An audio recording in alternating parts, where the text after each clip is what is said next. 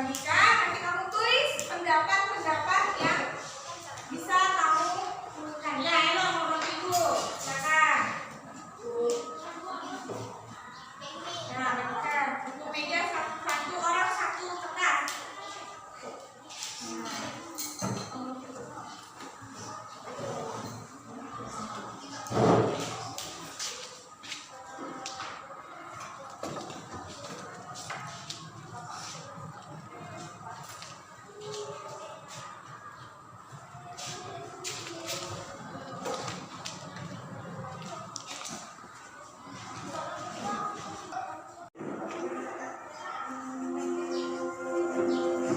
Silakan. Ya, rapi-rapi. Tempel. Ya.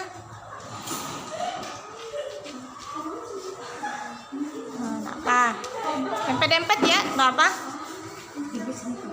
Dempet-dempet.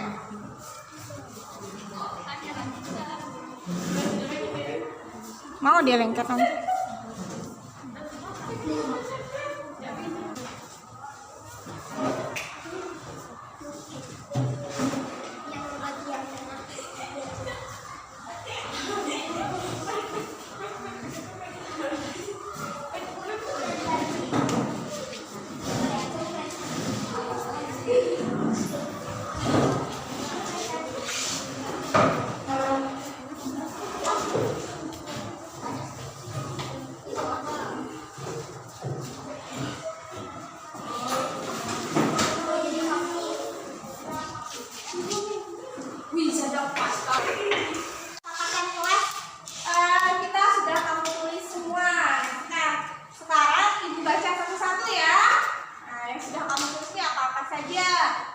Mulai dari ini, Elo tidak boleh jajan saat bel masuk telah berbunyi. Setuju nggak? Setuju.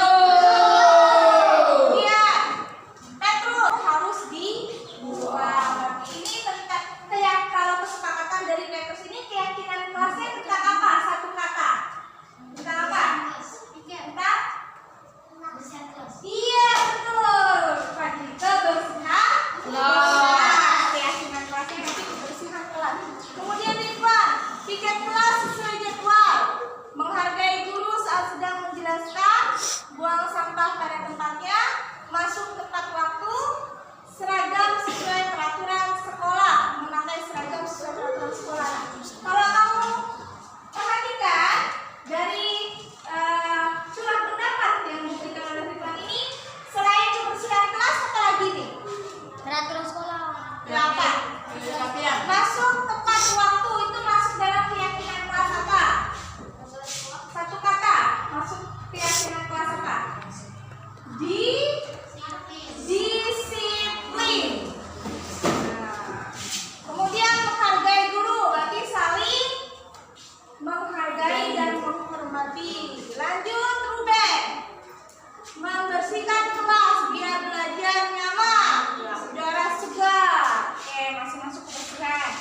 Alvin, mendengarkan guru saat menjelaskan pelajaran, melaksanakan piket sesuai jadwal. Wow, banyak ilmunya Alvin. Tidak mengganggu teman saat belajar, selalu datang tepat waktu, membuang sampah pada tempatnya, dan tidak mengganggu teman saat bermain. Ini semuanya masuk kan? Keyakinan kelas apa yang ditulis oleh Alvin? Tadi tuh yang sudah ibu sebutkan. Apa? Ada saling menghargai enggak? Ada yang tentang kebersihan kelas? Ada yang tentang disiplin waktu? Oke, bagus. Ini merupakan kebiasaan-kebiasaan positif kejadian nanti. Fadli, tidak mengganggu teman, bersama ya. Tidak berisik ketika pembelajaran dimulai.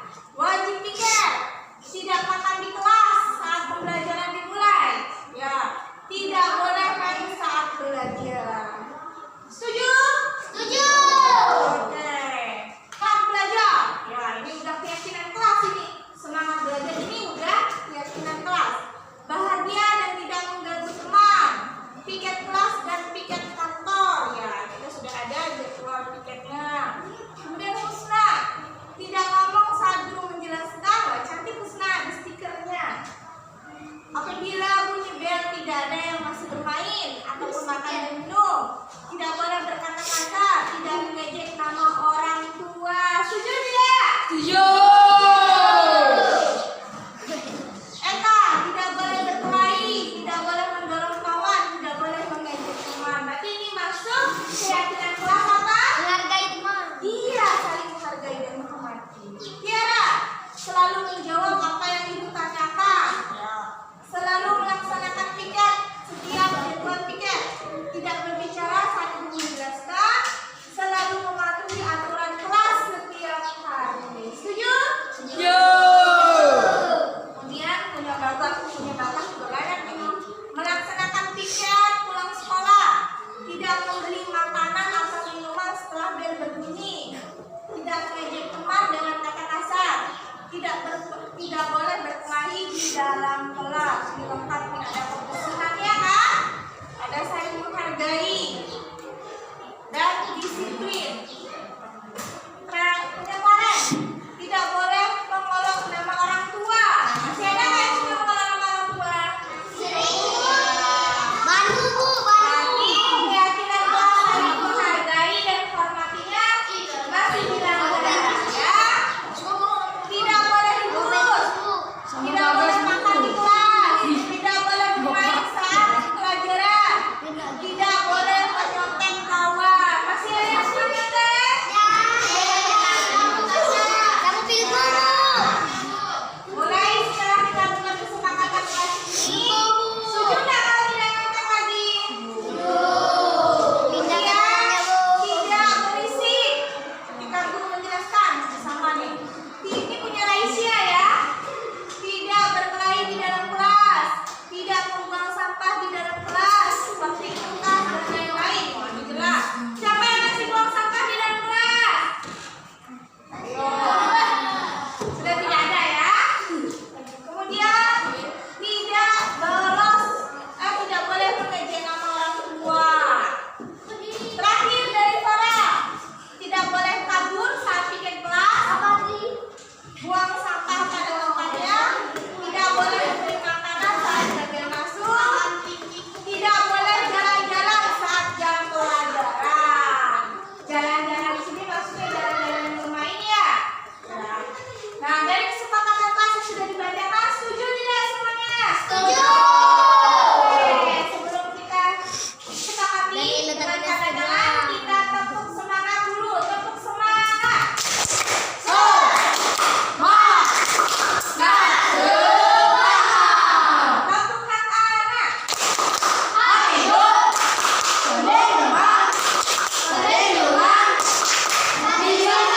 Nah, setelah kita sepakati dan mensahkan kesepakatan kelas kita, nantinya jadi keyakinan kelas yang nanti akan ibu bikin keyakinan kelasnya. Nanti berarti ada apa saja tadi keyakinan kelasnya?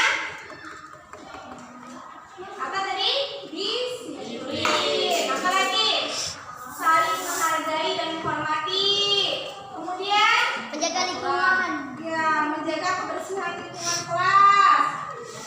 Ya. Nah, kemudian bertanggung jawab hari depan.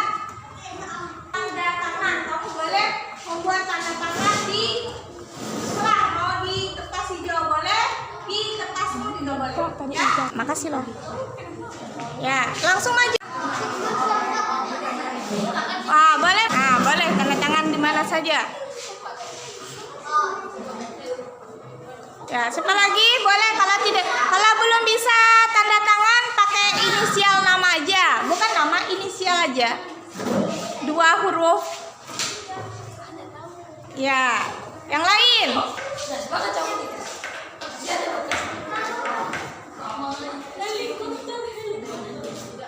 Ya.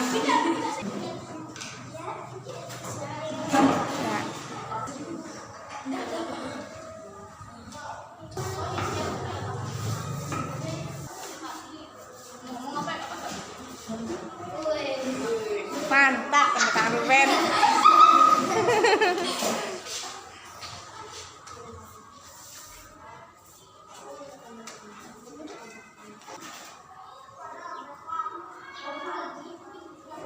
Ya.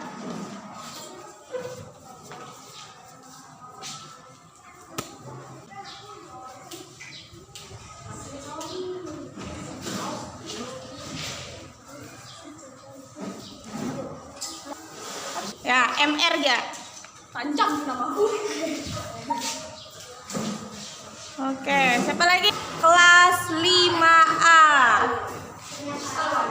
Baiklah, setelah kita membuat kesepakatan kelas ini, nah sepakat nggak kalau kita laksanakan? Sepakat? Ya, baik. Jadi mulai besok kesepakatan kelas ini bisa kita lakukan. Untuk apa? Apa tadi gunanya? Supaya kita bisa belajar dengan Baik. ya baik dengan nyaman dan bahagia, tenang. Oke, kita tulis ini bisa bermanfaat dan menjadi motivasi untuk kalian semangat melaksanakan keyakinan kelas kita. Supaya apa? Supaya terciptalah budaya positif di lingkungan kelas kita. Tepuk tangan dulu. Ternyata modul 1.4 tentang budaya positif, khususnya budaya positif di sekolah. Baik, untuk memperlancar kegiatan kita hari ini, sebelum mulai kita berdoa menurut agama dan keyakinan kita masing-masing. Berdoa mulai.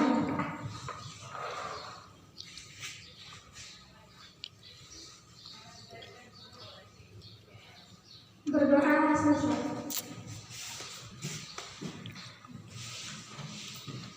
Ya, saya perkenalkan singkat. Jadi selama saya mengikuti kegiatan CGT atau calon guru penggerak angkatan 7, kami ada 4 modul.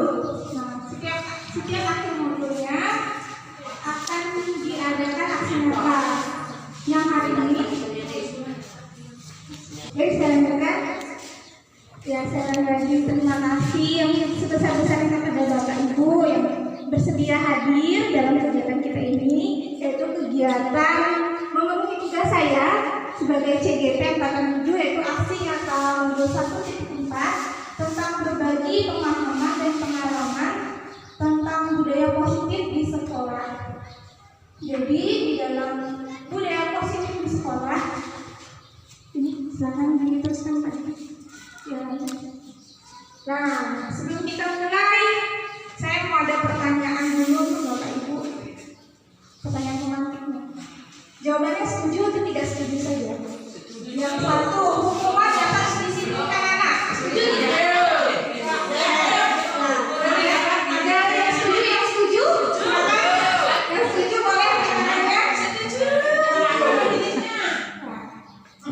Tidak setuju? Ada? Oh, ada yang tidak setuju. Yang kedua, pemberian hukuman dengan hal positif seperti membaca atau membersihkan halaman sekolah dapat meningkatkan disiplin anak. Setuju atau tidak? Setuju. Ada setuju ya. Kemudian yang ketiga, memberi penghargaan dapat meningkatkan motivasi belajar anak. Setuju. Baik, lanjut lagi. Nah, jadi hari ini mudah-mudahan cepat selesainya. Jadi konsep inti budaya positif itu ada 5. Yang pertama, disiplin positif dan nilai-nilai kebajikan universal. Yang kedua, teori motivasi, hukuman dan penghargaan, restitusi. Yang ketiga, keyakinan kelas. Yang keempat, kebutuhan dasar manusia dan dunia berkualitas. Yang kelima, restitusi. Ada 5 posisi kontrol. Kemudian yang keenam, restitusi disebutkan dengan segitiga restitusi. Jadi nanti dari pertanyaan yang pertama tadi, pertanyaan tadi, setelah di akhir, kalau ada perubahan jawaban boleh kan? Jadi di sini positif itu dijelaskan oleh teori kontrol atau teori pilihan dari Dr. William Glasser, mengatakan bahwa Anda tidak bisa mengontrol orang lain, hanya Anda yang bisa mengontrol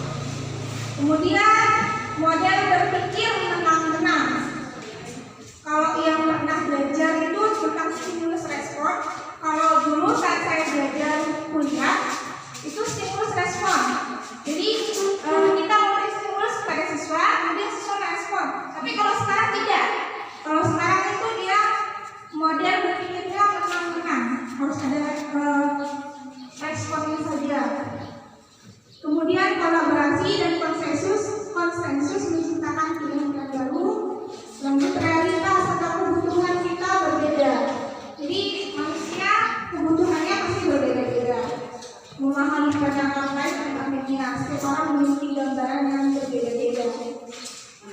Boleh dilanjutkan ya? Jadi mulai dari budaya positif itu dekat dengan yang namanya disiplin.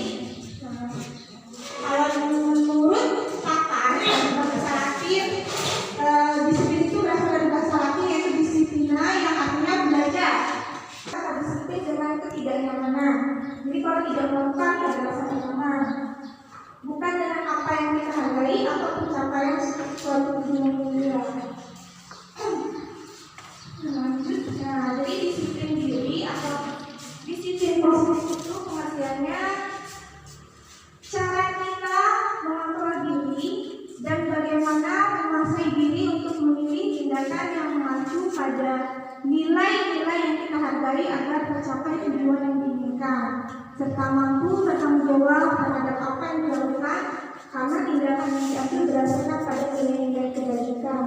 Jadi maksud di sini itu disiplin diri itu kita mampu mengontrol diri kita untuk mencapai sebuah tujuan berdasarkan nilai-nilai kebaikan. Tadi yang teori kontrol tadi kan yang pertama kita tidak bisa mengontrol orang lain, ya kan? Nah, jadi Dr. William Glasser itu meluluskan jadi kerja orang gila. Nak mantau di baju kontrol, khususnya di sini antara guru sama siswa. Guru mesti mengontrol dengan yang dikontrol itu adalah siswa.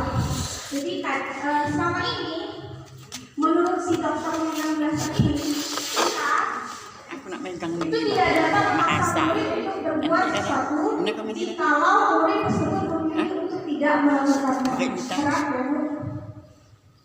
Jadi menurut Glasser, kalau selama ini kan kita kalau dengan siswa, kalau bisa siswa itu mengikuti apa yang kita minta gitu. Tapi kalau menurut William Glasser, kita tidak bisa memaksa murid berbuat sesuatu jika murid itu tidak mau melakukannya.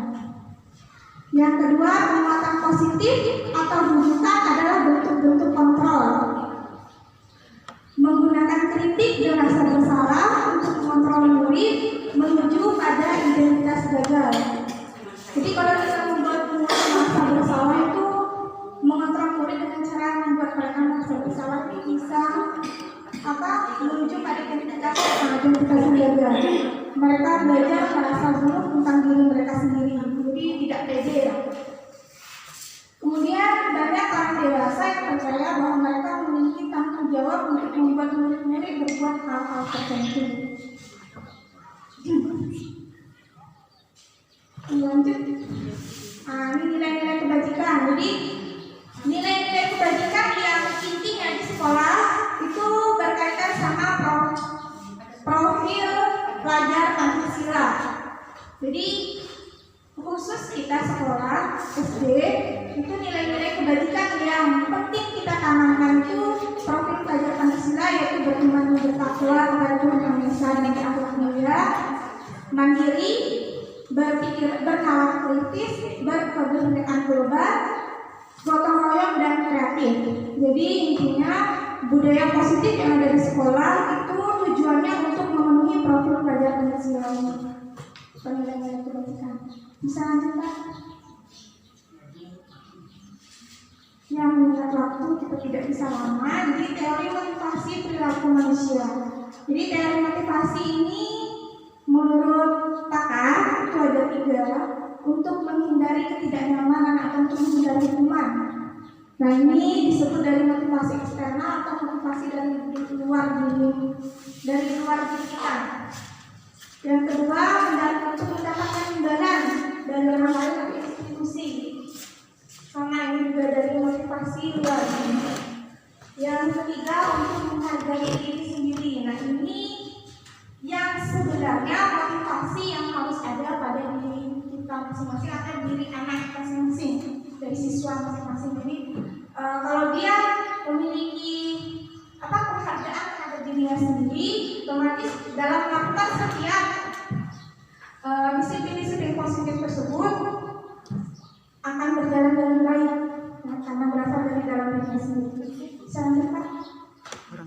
Nah ini kalau untuk melihat yang diantara itu arti dari merdeka dalam pendidikan tidak hanya terlepas dari perintah, akan tetapi juga cakap buat memerintah diri sendiri. Tadi berkaitan sama motivasi dalam pendidikan. Jadi siswa itu kalau bisa wajib bisa untuk memerintah dirinya sendiri, ya. Ya, yang sebelumnya tadi itu berkaitan tadi untuk motivasi dalam diri sendiri. Jadi dengan menghargai dirinya, dia akan bisa dengan ikhlas memerintah diri sendiri melakukan sebuah kegiatan atau melakukan sesuatu. Nah, ini berkaitan sama teori hukuman dan penghargaan.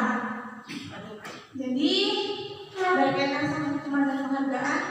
Penghargaan itu dikatakan oleh pakar ini merupakan salah satu hukuman. Dihukum oleh penghargaan.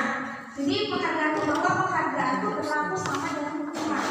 Dalam arti meminta atau membujuk seseorang melakukan sesuatu untuk memenuhi suatu tujuan. Karena ada faktor ketergantungan. Jadi intinya di sini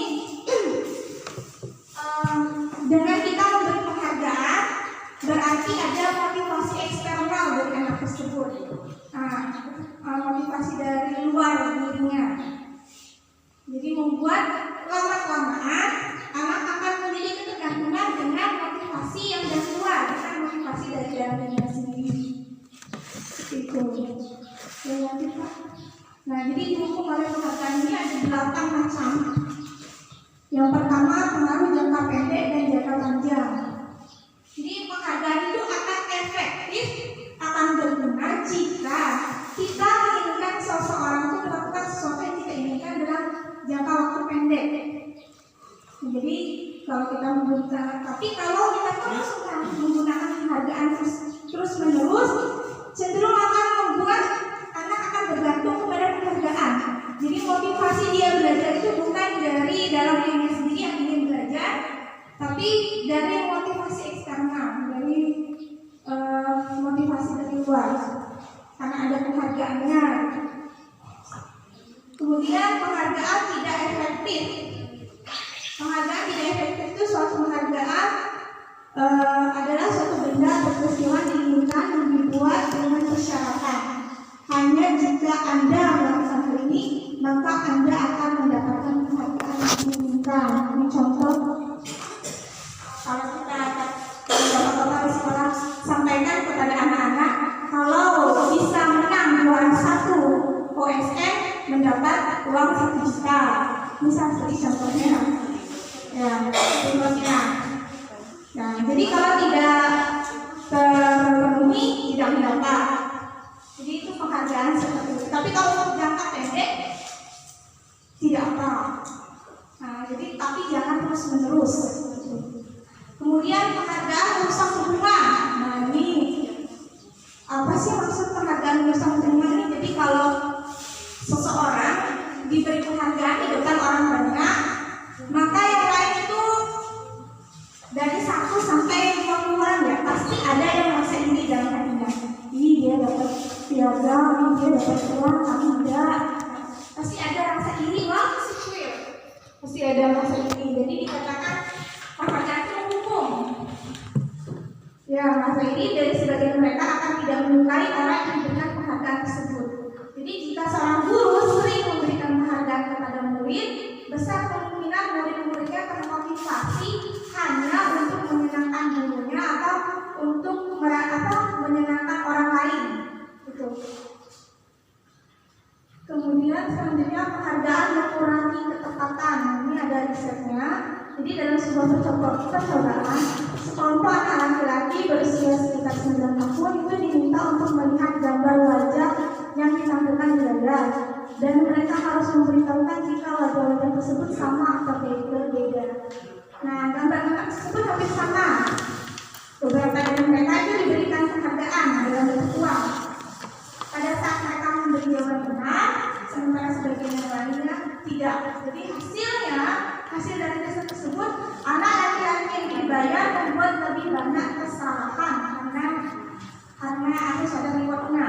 Jadi dia mungkin konsentrasinya tidak terlalu fokus konsentrasi melihat gambar-gambar yang ditampilkan di layar. Boleh lanjut Pak? Ya. Yang kelima, penghargaan menurunkan kualitas. Jadi pengamatan itu dilakukan oleh kaum mahasiswa praktik di sekolah universitas, sebuah universitas. Nah, mereka belajar menulis artikel. Ada yang dibayar, ada yang tidak. Dampaknya yang tidak dibayar itu untuk menulis artikel, dampaknya mereka lama-kelamaan dalam jangka panjang itu kualitasnya berkurang dibandingkan yang tidak dibayar.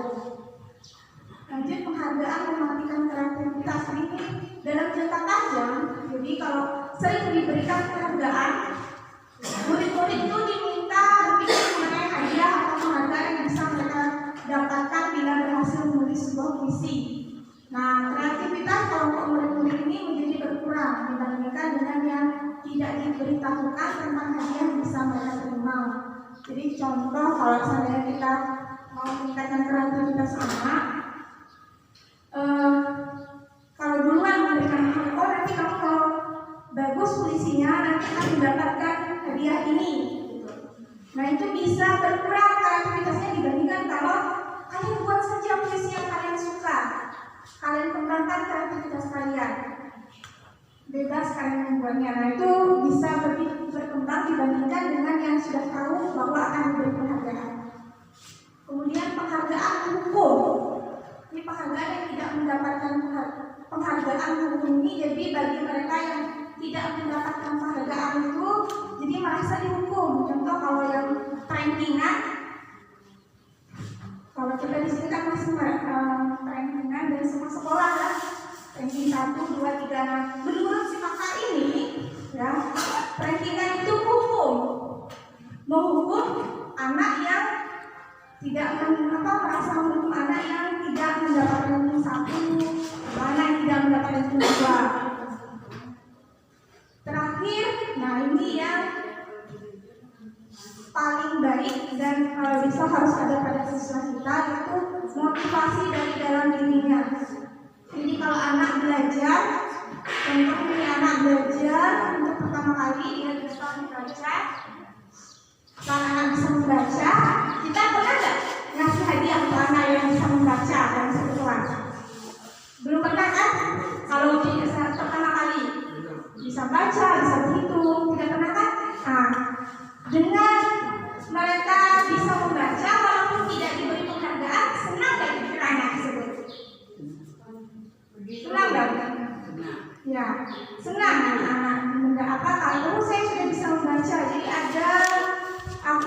ada motivasi dari dirinya, saya bisa membaca. Jadi kesenangan yang dia dapatkan, kebahagiaan yang didapatkan, itulah merupakan penghargaan bagi dirinya sendiri. Tuh. Selanjutnya.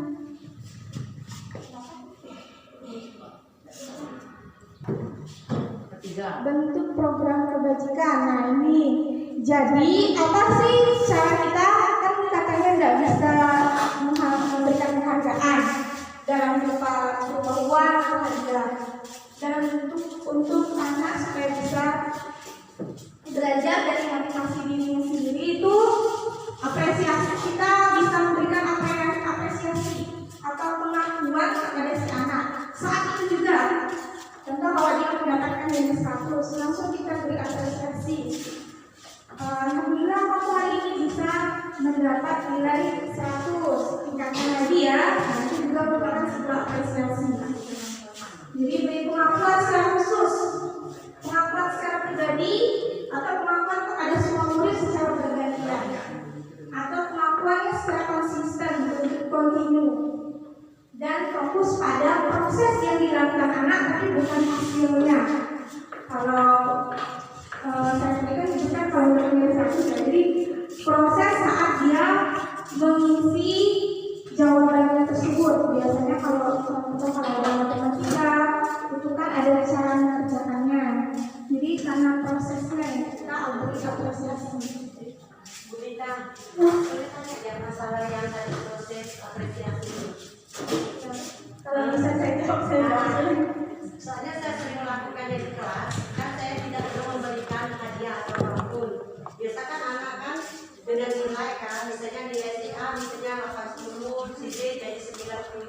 siswanya. Jadi si Adi bertanya kadang-kadang, Bu, kenapa nilainya lebih tinggi? Kan saya suka jawab gini, saya bandingkan, Kak, tengok tulisannya lebih rapi, kok Kakak mau nilainya lebih tinggi, Kakak rapi dong seperti dia gitu. Saya sering lakukan itu kita, tapi alhamdulillah kadang-kadang anak juga ngikutin yang rapi. Kenapa itu? Kalau membandingkan kan kita bermotivasinya dengan cara membandingkan itu masih, kalau menurut saya itu masih dari ekstrinsik, motivasi dari luar.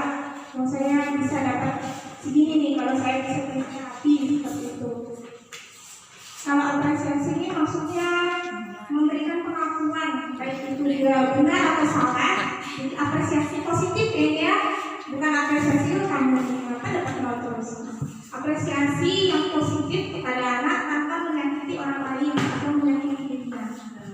Salah satunya juga kalau bisa tidak membanding-bandingkan adalah si anak. Ya. Bukan karena kan anak-anak suka bertanya, Bu, kok saya nilainya segini? Bisa kita beri apresiasi seperti yang ini. dijelaskan, tapi kadang-kadang kan karena anak kelas 1 kan mereka kan belum terlalu paham tuh dengan penjelasan kita. Biasanya yang lebih nyata baru mereka paham dengan sesuatu yang lebih nyata. Caranya gini, tidak membandingkan, tapi umpamanya tulisannya nanti lebih dibaguskan, dirapikan lagi ya nak. Iya, saya kan biasa jawab itu. Lihat tulisannya Kalau seperti itu bisa. Lebih pemahaman. Gimana Bu? Ya, saya kan biasa jawab kayak gitu. Maksudnya setelah dia melihat, oh iya Bu, benar kan kata dia tulisannya lebih rapi, lebih bagus. Jadi saya bilang kalau ingin nilainya seperti ini, rapi-rapi lagi tulisannya. Kan biasa saya kasih motivasi seperti itu karena anak kelas 1 sekarang lebih kritis dari anak kelas 1 yang dulu Bu. Karena banyak pertanyaan-pertanyaan yang harus kita jawab secara real gitu, yang bisa diterima mereka dengan bukan dengan akal sehat, maksudnya dengan yang nyata mereka lihat gitu. Ya, ini contoh pengakuan apresiasi kebajikan, nanti bisa Bapak Ibu. Ini tadi contoh-contoh apresiasinya. Bisa Bapak Ibu baca nanti di materi. Lanjutkan Pak, kita lanjutkan saja. Tindakan dulu ini mungkin nanti bisa dilihat dengan cara seperti itu. Lanjut Pak. Perbedaan hukuman dan konsekuensi. Lanjut Pak, nanti kita lihat. Kita belajar restitusi dulu. Jadi restitusi itu proses. Jadi bisa prosesnya ini kalau saya pahami ini tidak singkat. Dalam restitusi ini prosesnya tidak bisa singkat, tidak dalam waktu 1 hari atau dalam waktu 3 jam. Jadi prosesnya itu bisa lama. Jadi proses menciptakan kondisi bagi murid untuk memperbaiki kesalahan mereka, sehingga mereka bisa kembali pada kelompoknya dengan karakter yang lebih kuat. Jadi cara menciptakan proses tersebut bisa kolaboratif, jadi yang mengajarkan murid untuk mencari solusi tentang masalah mereka. Mencetak identitas sukses ini nanti silakan dibaca ya Ibu, Bapak Ibu, mencetak. 9 ciri-ciri kalau kita melakukan ciri-ciri dari proses restitusi, menciptakan proses anak belajar menemukan kesalahannya, kemudian memperbaiki kesalahannya. Itu yang ciri-cirinya bukan untuk menebus kesalahan, namun untuk belajar dari kesalahan. Yang kedua, memperbaiki hubungan. Ketiga, tawaran. Jadi kita menawarkan solusi, tapi bukan cara memaksa. Yang keempat, restitusi menuntut untuk melihat ke dalam diri anak. Kemudian mencari hukuman dasar. Jadi dasar atau alasan sebab akibat dia melakukan sebuah tindakan. Jadi harus kita cari juga. Kemudian cara restitusi diri. Nah ini untuk anak ya, bagi yang sudah paham sekali dia memilih cara atau mencari cara yang paling baik. Fokus pada karakter bukan tindakan. Kemudian fokus pada solusi. Kemudian mengembalikan murid yang berbuat salah pada kelompoknya. Lanjut Pak. Lanjut Pak. Ini budaya positif itu bisa dilakukan dari pertama ruang lingkup kecil, peraturan kelas, kemudian ada keyakinan kelas. Keyakinan kelas ini masuk dari nilai-nilai kebajikan. Tadi bisa mandiri, gotong royong, profil pelajar Pancasila. Nah dari keyakinan kelas ini muncullah lingkungan positif, lingkungan sekitaran positif. Nah lebih besarnya lagi menjadi sebuah budaya yang positif. Nah, ini perbedaan peraturan sama keyakinan kelas yang dilakukan sejak saat ini contoh-contoh. Nah, ini kebutuhan dasar manusia. Jadi kalau ada anak melakukan sebuah tindakan, anak kita tidak paham gitu, jadi dia sebenarnya memiliki kebutuhan. Yang pertama kasih sayang dan rasa terima, kemudian kesenangan. Jadi intinya sih untuk bertahan hidup secara umumnya, kebebasan dan penguasaan. Nah, ini 5 posisi kontrol ini sebenarnya penting ya. Kita bisa merefleksikan diri kita di posisi manakah kita sebagai guru. Apakah sebagai penghukum, membuat orang merasa bersalah, atau membuat merasa bersalah bagi anak, kemudian sebagai teman, sebagai pemantau, dan sebagai manajer. Nah, yang paling baiknya kalau bisa menjadi seorang manajer. Ini tingkatan tingkatan kontrol diri yang paling tinggi. Ya, jadi kalau saya merasa diri saya sendiri ya. Sebelum belajar CGP ini menjadi penghukum, saya merasa diri saya kadang menjadi penghukum, kadang juga menjadi teman, kadang juga membuat anak merasa bersalah. Ciri-cirinya yang sudah ada di bawahnya, mungkin Bapak Ibu bisa membaca sendiri, memahami sendiri. Jadi kalau saya pribadi dulunya dan sekarang juga kadang ada rasa bertentangan gitu, karena kebiasaan. Jadi saya hilangkan sedikit-sedikit, dan alhamdulillah sekarang sudah tidak menghukum anak, tapi berusaha menjadi manajer. Nah, cara menjadi manajer ini bisa kita lakukan dengan tadi yang berdiskusi. Lanjut saja. Lanjut Pak. Ya, cara kita menjadi seorang manajer itu menguasai yang disebut dengan segitiga restitusi. Nah, yang pertama kita yang disebut dengan validasi kebutuhan, yang kedua menstabilkan identitas, yang ketiga menanyakan keyakinan. Lanjut Pak, di sini ada contohnya. Nah, ini contoh ketika kita melakukan segitiga restitusi. Nah, pertama kali kita menstabilkan identitas. Contohnya kita kalau ada anak yang berkelahi, kan kita berkata berbuat salah itu manusiawi. Kalau tidak ada manusia yang sempurna, Bapak Ibu juga pernah berbuat salah. Atau kita bisa menyelesaikan permasalahan ini. Bisa nanti Pak, nanti bisa dibaca. Nah, yang kedua, validasi kebutuhan. Ini kita contohnya guru bisa berkata, kamu bisa saja kan melakukan hal yang lebih buruk, tapi kamu tidak melakukannya. Kamu pasti punya alasan mengapa melakukannya, atau apa yang penting bagi kamu. Atau boleh tetap berusaha menjaga sikap itu, tapi tambahkan sikap yang lain yang baik. Boleh nanti Pak?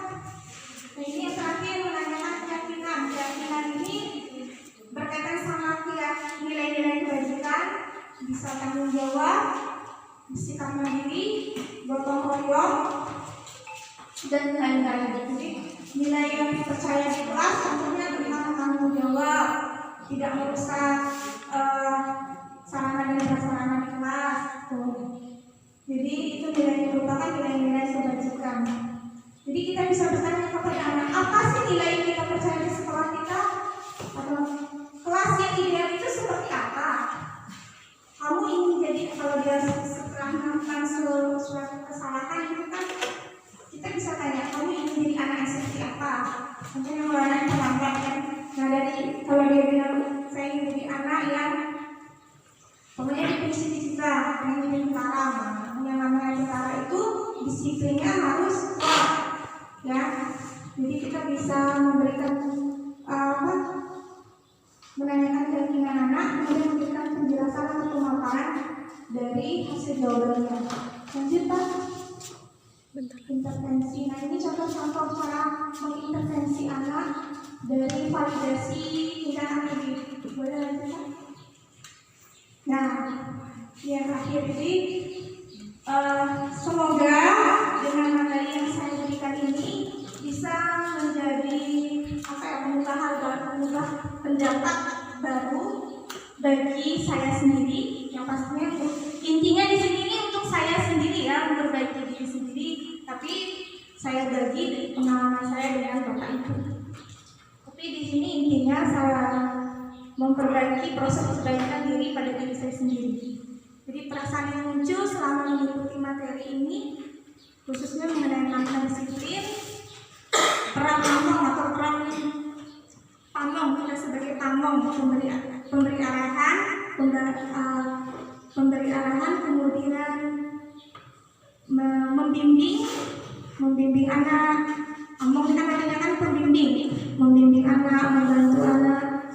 Jadi peran pamong seperti apakah yang telah saya lakukan selama mengikuti modul seperti ini? Baik, terima kasih. Ya, selamat siang semuanya. Cukup dulu materi kita. Ya, sudah cukup. Ya, jadi terima kasih semuanya. Inilah yang materi yang bisa saya sampaikan. Semoga bisa bermanfaat bagi Bapak Ibu semua. Nah, dari apa yang saya sampaikan ini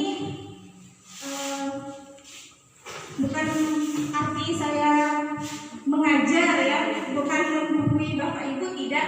Ini hanya sekedar menyampaikan pengalaman dan pemahaman pada materi modul yang saya dapatkan. Jadi ibaratnya berbagi materi dari kegiatan CGP yang saya laksanakan. Jadi tidak ada bermaksud untuk menggurui atau apalagi mengajar atau mendikte Bapak Ibu. Ya. Mungkin cukup sekian. Selamat siang semuanya. Baiklah, perkenalkan nama saya Rosita Nur. Saya ingin menyimpulkan yang tadi, yang apa yang telah Ibu sampaikan, bahwa dalam mengajar ini kita perlu refleksi diri kepada diri sendiri dan memperhatikan apa yang disampaikan anak-anak, juga apa yang telah disampaikan Bu Lita tadi udah sangat baik lah bagi kita yang apalagi kita guru-guru udah pada senior, udah sangat mengerti apa yang akan kita sampaikan kepada anak-anak kita. Semoga apa yang disampaikan oleh Bu Lita bermanfaat dan kita praktekkan di kelas kita masing-masing. Sekian dan terima kasih. Assalamualaikum warahmatullahi wabarakatuh.